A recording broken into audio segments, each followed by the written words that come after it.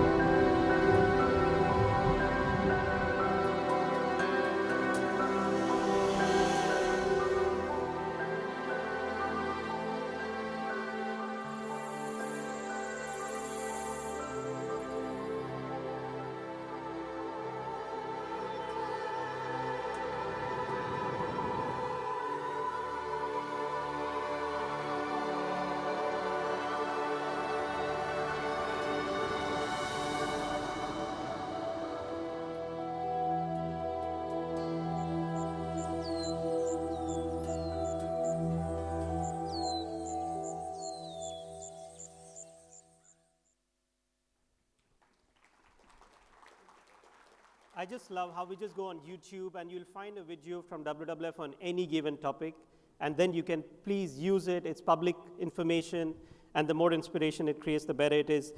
I now want to invite on stage a dear friend who I have been working with very closely for the last few years as a part of the SEEN Coalition, or the Southeast Asia Coalition for Nature-Based Solution. Yes, you're right.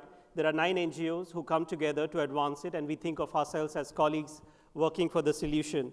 So let me welcome on stage Edwin, who is the NbS partnership lead for the SEEN Coalition, to bring to us a sneak peek into what we call the NbS tool. So over to you, Edwin.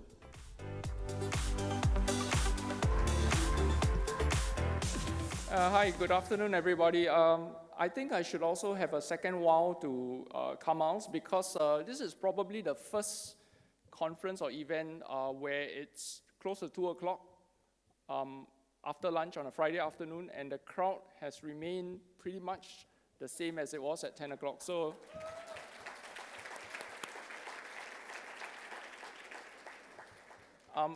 I've also been given 5 minutes, but in typical Singapore fashion, and I'm a self-confessed Singaporean, I have put up 5 slides as I was told to, but I've tried to squeeze in 10 slides worth of content in my 5 slides, just so that everyone has that extra value.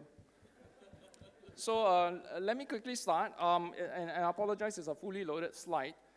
We've heard a lot about nature-based solutions from various speakers and sessions this morning. And we know that it has the power and the value to drive climate action and climate resilience. But I think what a lot of us might not know, or at least I didn't know until I joined the SEEN Coalition, is the huge potential of nature-based solutions, particularly in Southeast Asia.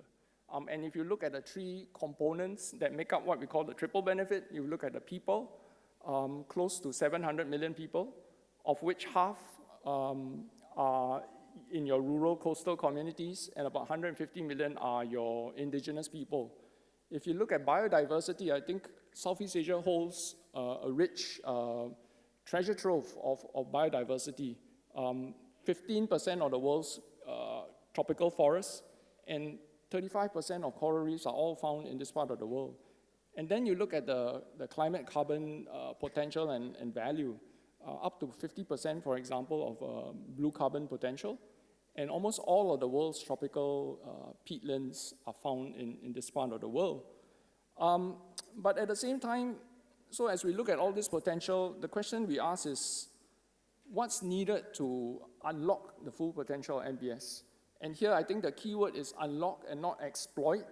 I think very often, when we look at opportunities, especially when there's a monetary or commercial value to it, we quickly think of exploit. And therefore, the term carbon cowboys came to being.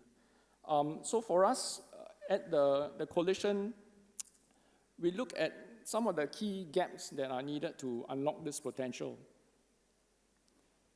And it's important, how do we then equitably implement nature-based solutions in Southeast Asia that leads to what we call, again, that triple benefit impact. So for climate, for people, for biodiversity. And some of the areas that we identified, and a lot of the speakers have also shared, your access to data, data democratization for what we refer to. Capacity building and knowledge, and this is not just of the local folks, it's at government level, it's at corporate level.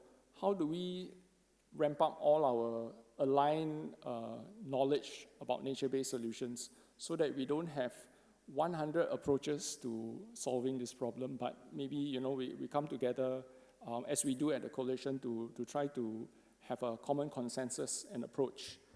So today I'm here to give you actually a sneak peek, so you are the first people in the world to have a sneak peek into version 2 of our NbS tool.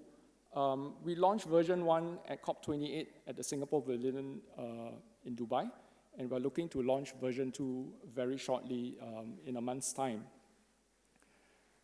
So very quickly, in the top parts, what does this tool do? It essentially helps you to look at the what, the where, and the hows of nature-based solutions.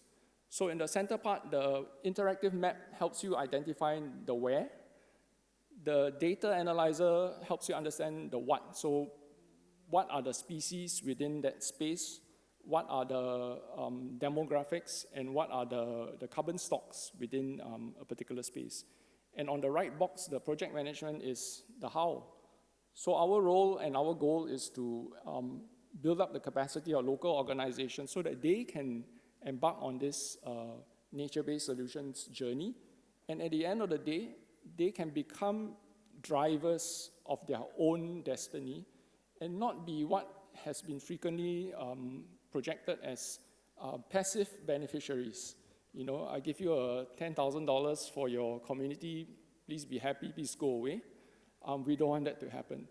They are the real stewards of nature, and I think they deserve a driver's seat in terms of determining our own future. And so very quickly, what's the difference that you're going to see in version 2 of our tool? And in the orange box, you can go in there. It's free to use. It's really meant to guide both project developers, but as well as investors, so that you can really see what is a high integrity, high quality nature-based solutions, and whether that's something that you might be keen to support. We looked at spatial layers. So when we launched version 1, we only had, I think, close to 50 data layers. We've now gone up to about 84. We started with only 2 country-level data, Indonesia and the Philippines. We've gone up to 6. And then, of course, the third and fourth areas, we want to improve the features, the usability, incorporation of AI. Our ultimate goal is to develop a tool where anybody can use it to at least conduct pre-feasibility assessments for a project.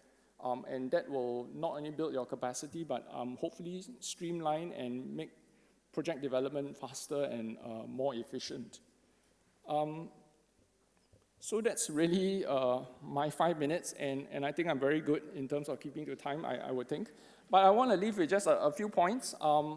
One is from Elvis Presley. He has a song where there's a line that says, a little less conversation, a little more action, please. A part of the coalition, we are doing that. We need everybody's help here to join us. There's also a saying, many hands make light work, which is very true, which is, again, what we want to do at the coalition. And, the last bit from the movie, I can't remember the name, but it goes with something like this: show me the money. So please join us when we launch the tool. But at the same time, if you're interested to support and get involved in driving nature-based solutions in the region, you know who to find, and you know where we are. So thank you very much. Thank you. Thank you so much, Edwin, for that sneak peek. And I will just ask you one simple question. How do you get so many chefs to cook a delicious meal? When 9 NGOs come together, we have our own positions and policies, but Edwin manages to have that consensus between the 9 of us. No matter what our agenda is, we come together for Scene Coalition. So Edwin, what's your call to action to the room for advancing the NbS and the NbS tool once the launch is ready? Is there something that people in the room can take away from this session? Yeah, just very 2 points. I think my civil service training has taught me very well how to delegate. So managing 9 coalition members is easy. But really, I think at the end of the day, again, we developed this tool for everybody, for project developers, for local communities, but as well as for the markets, for potential investors. But these things cannot thrive and survive on its own. And we don't build the tool in isolation. We've got a project incubator. We're developing a set of implementation criteria. They all go together. So we look forward to collaborate with more parties, because only then can things move forward in a quick way that we all need to see. Thank you. Thank you so much, Edwin, and we look forward to hearing more from the SEEN Coalition and the NbS tool.